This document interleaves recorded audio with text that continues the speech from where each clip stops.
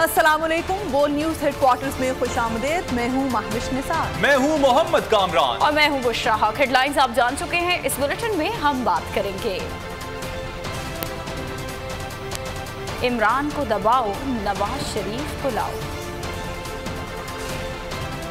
कप्तान ने साजिश बेनकाब कर दी। तालिबान की वापसी क्या साजिश? इंपोर्टेड हुकूमत का कानून से खिलवाड़। FIA को तफ्तीश रोकने का हुक्म। PTI की जश्न आजादी की तैयारी। और शाहीनों का अगला मिशन क्या?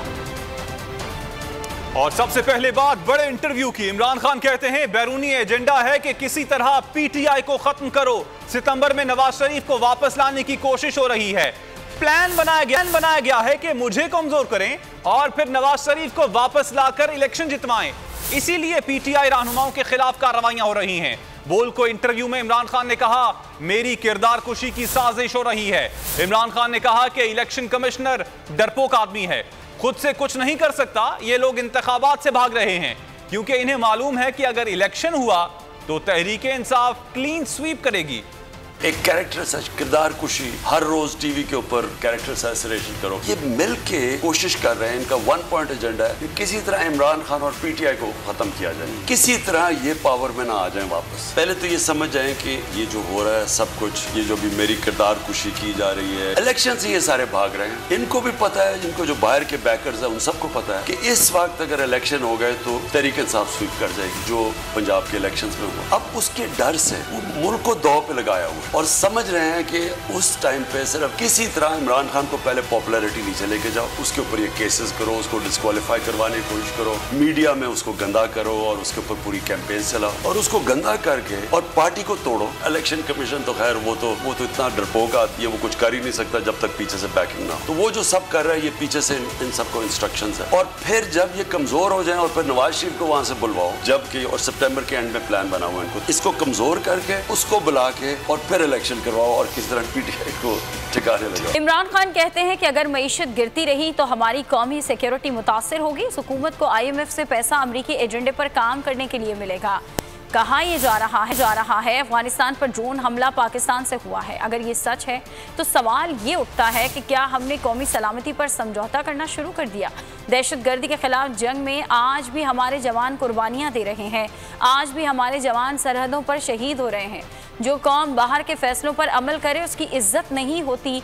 अपनी इज्जत करानी है तो दुनिया को लगे पाकिस्तान मेरिट पर फैसले करता है। इमरान खान ने कहा कि अमेरिका ने भारत पर पूरा जोर लगा दिया कि वो रूस से तेल ना खरीदे। भारत ने मुल्की मफाद में अमेरिका की बात मानने से इनकार कर दिया। हम अपनी आवाम के लिए अब तक रूस से सस्ता तेल नहीं ले सके, हमको भी इजाज़त होना चाहिए। भारत की तरह अपनी पॉलिसी बनाए। अमेरिका को आदत है कि एक फ़ोन करो और पाकिस्तान से अपनी बात मनवा लो। इमरान खान ने कहा कि स्वात में जो कुछ हो रहा है लगता यह है कि उसके पीछे कोई फितना है।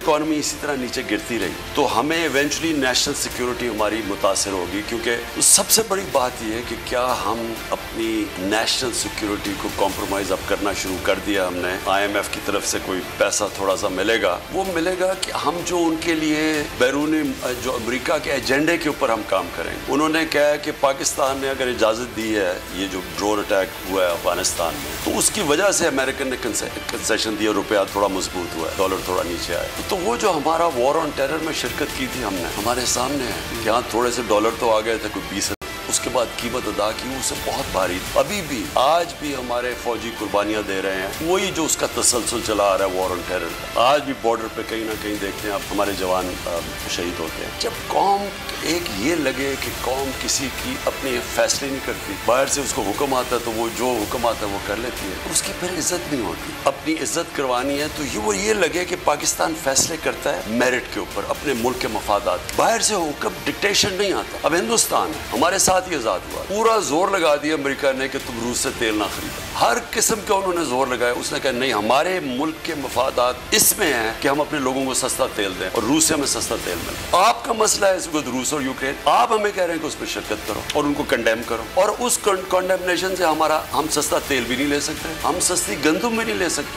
आगे हमने गैस का भी कॉन्ट्रैक्ट करना है। तो आप हमें हुक्म दे रहे हैं कि कंडेम करो, बल्कि ये भी कहा था कि रूस ना जाओ। आगे देखिए इंपोर्टेड हुकूमत का कानून से खिलवाड़।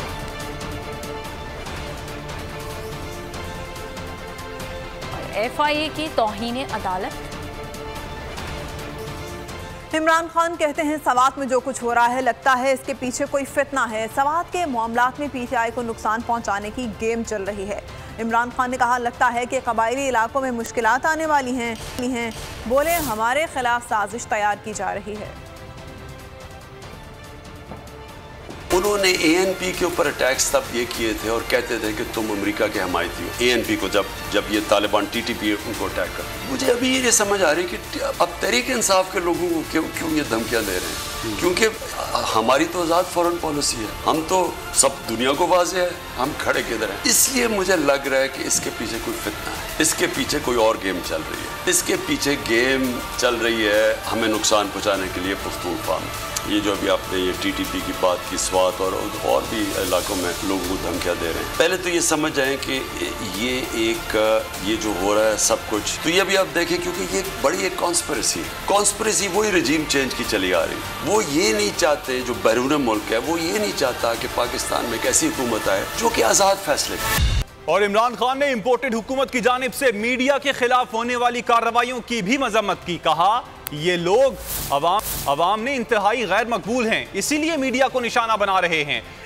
इन चैनल्स पर पाबंदियां और मुकदमे हो रहे हैं जो मुझे दिखाते हैं। समझता हूँ ये इनका आखिरी ये चाल है, ये जो अब फेज है ना, ये आखिरी फेज है कि किसी तरह तोशा खाना में डिस्क्वालीफाई करवा दो, या वो फॉरेन फंडिंग केस, वो एक्चुअली बनता ही नहीं है फॉरेन फंडिंग, वो प्रोहिबिटिव फंडिंग बनता है, फॉरेन फंडिंग है ही नहीं वो, उसके अंदर किसी तरह डिस्क्वालीफाई करवा दो। फिर एक कैरेक्टर किरदार कुशी, हर रोज टीवी के ऊपर कैरेक्टर असैसिनेशन करो, फिर वो टीवी चैनल जो मेरा मौक़िफ़ प्रेजेंट करते हैं उनके ऊपर दबाव डाल दो, वो न्यूज एडिटर के घर के 2 बजे उसको जाके रात को उठा लिया। तो ये खौफ फैलाना है, ये एक लोगों को डराना है, तो ये खौफ तारी किया जा रहा है। और मेरे ख्याल में कि ये जो लोगों को गुलाम बना के खौफ तारी करके गुलाम बनाना है, मेरे ख्याल में ये लोग रियलाइज नहीं कर रहे हैं कि ये कौम उससे निकल चुकी है, और ये आप देख लेंगे ये जो भी करेंगे ये फेल हो जाए। इस वक्त कौम के अंदर दिन ब दिन ये गिरते जा रहे हैं। गिर तो उसी दिन गए थे जब ये फॉरेन बैक कॉन्स्पिरेसी के जरिए इन्होंने हमारी कमर उड़ाई, क्योंकि पब्लिक तो उसी दिन कभी ऐसे पाकिस्तान की कौम सड़कों पर नहीं आई। इमरान खान कहते हैं कि 13 अगस्त के जलसे में आइंदा की हिकमत अमली का ऐलान करूंगा। हकीकी आज़ादी की तहरीक फैसला कुन मोड़ पर है। हम अपने फैसले खुद करें, इंसाफ लोगों को आज़ाद कर देता है। बोल के प्रोग्राम तजिया में समी इब्राहिम को इंटरव्यू में उन्होंने मजीद क्या कहा, आप भी देखिए। इस वक्त हम एक बड़ा फैसला कुन मोड़ है हमारी हकीकी आज़ादी की तहरीक का। ये एक जद्दोजहद चल रही है मुल्क को सही माने में आज़ाद करने के लिए।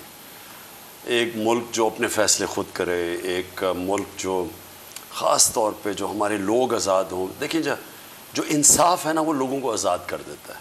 25 मई को इन्होंने बड़ा जुल्म किया हमारे पे, रात के 2 बजे लोगों के घरों में चले गए। वो एक शरीफ घराने के अंदर जिधर हमारी चादर और चार दीवारी की सैंक्टिटी है, वहाँ अगर लोग अंदर घुस आए रात को 2 बजे 3 बजे, जो हमने सीन्स देखे, तो वो लोगों के ऊपर खौफ तारी करना था। फिर फैमिलीज़ निकली हुई हैं, फैमिलीज़ के ऊपर इन्होंने टेयर गैसिंग जिस तरह की और जो जुल्म किया, सज़ा तो मिलेगी। जिन्होंने कानून तोड़ा है उनको सज़ा मिलेगी, लेकिन वो जो हम केसेस बना रहे हैं वो ऐसे नहीं कि जिस तरह यहाँ पकड़ के कभी किसी को उठा लिया कभी किसी को। हम कॉन्स्टिट्यूशनलिस्ट हैं, हम आइन और कानून में बिलीव करते हैं, तो हम बाकायदा कानून के ज़रिए चलेंगे, लेकिन एक्शन ज़रूर लेंगे।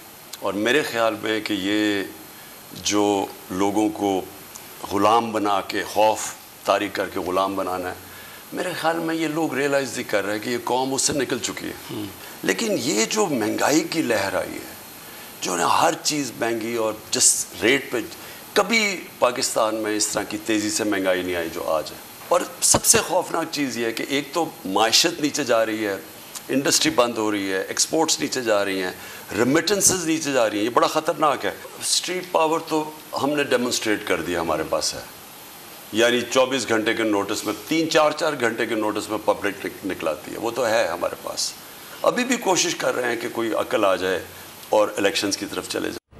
छोटा टोला कहता है कि हमें एनआरओ दिया जाए, यही टोला मुल्क पर काबिज है।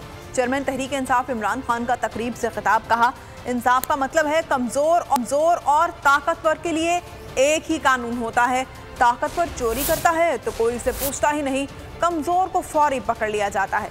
13 अगस्त को बताऊंगा कि हकीकी आज़ादी कैसे ली जाती है। इमरान खान ने कहा अक़लियती बरादरी के अफराद पाकिस्तान के बराबर के शहरी हैं। तहरीक इंसाफ की जद्दोजहद में सब कुछ शरीक होना चाहिए। तहरीक इंसाफ का मकसद अवाम को इंसाफ फराहम करना है। इंसानी मुआशरे में इंसाफ और इंसानियत होती है। गैर मुस्लिम लड़कियों को ज़बरदस्ती मुसलमान करने की मुखालिफत करते हैं। इमरान खान ने कहा कि इस्लामोफोबिया पूरी दुनिया का मसला बन चुका है। न्यूयॉर्क में 4 मुसलमानों को कत्ल किया गया है।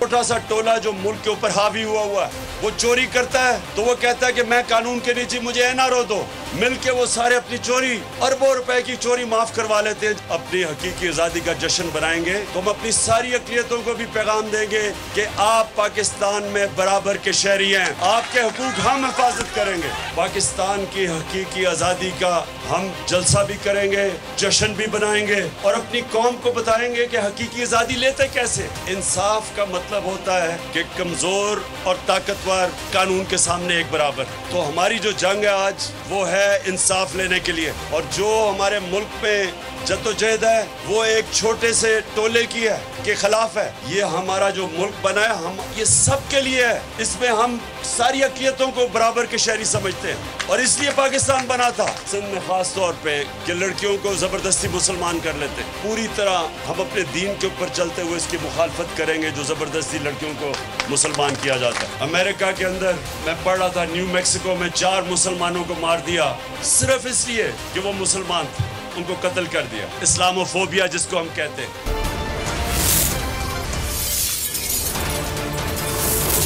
फुल न्यूज़ हेडक्वार्टर सब्सक्राइब करें और बेल दबाएं ताकि कोई खबर रह न जाए।